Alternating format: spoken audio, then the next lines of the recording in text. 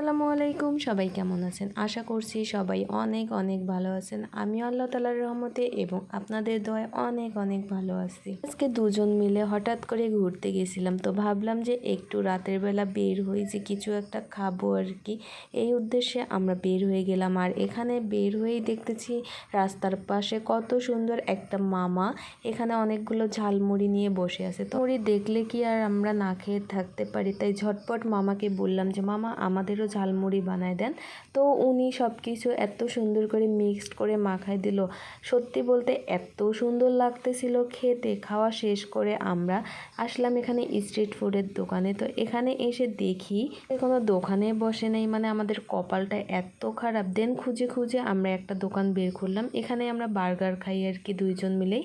তো বার্গারটা খেতে অনেক ভালো লাগতেছিল। মামাকে বলতেছিলাম মামা এখানে তো অনেকগুলো দোকান বসে, আজকে কেন বসে নাই? তো মামা বলতেছিল একটু ঝামেলা হয়েছে, এখানে অনেক টাইম লাগবে, মানে 1 মাসের মতো লাগবে সব কিছু স্বাভাবিক হতে, দেন সব দোকান আবার ওপেন হবে। আমরা দুজন বসে বসে গল্প করতেছিলাম, মামা এদিকে বার্গার রেডি করতেছিল আর আমরা ঢং করতেছিলাম আর আশপাশের মানুষগুলোকে দেখতেছিলাম যে সবাই আমাদের দিকে তাকায় আছে।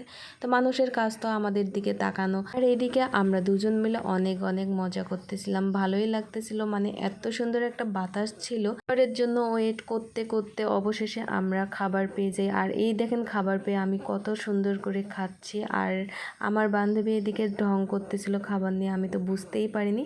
এরপর আমরা এখানে চলে আসলাম পাঠার মাঠা খেতে, সরি খাঁটি দুধের ঠান্ডা মাঠা খেতে চলে আসলাম। তো মাঠাটা ভালোই লাগতেছিল, আর গলা ব্যথা যেহেতু ছিল আমি অল্প একটু খাইছি। পরে চলে আসলাম আনারস আর পেয়ারার দোকানে। এখানে অনেক সুন্দর করে ঝালাই দিচ্ছিল, খেতে অনেক ভালো লাগতেছিল। তো আমরা আনারস আর পেয়ারা এখান থেকে নিয়ে নিলাম। পরে চলে আসলাম কসমেটিক্সের দোকানে। এখানে বেলুন ছিল, বেলুন একটা নিয়ে আমি পিক তুললাম আর একটা বেলুন নিয়েছিলাম। আর ভাইয়াটা হচ্ছে আমাকে বেলুনের ঝুড়িটা আগায় দিচ্ছিল যে আপু আপনি ভিডিও করেন। দেন আমার বান্ধবী বলতেছিল যে ওরও একটু ভিডিও করে নে। ভিডিও করতেছিলাম আর পিচ্চিটা লজ্জা পাচ্ছিল, লজ্জা পেয়ে এখান থেকে চলে গেছে আর কি।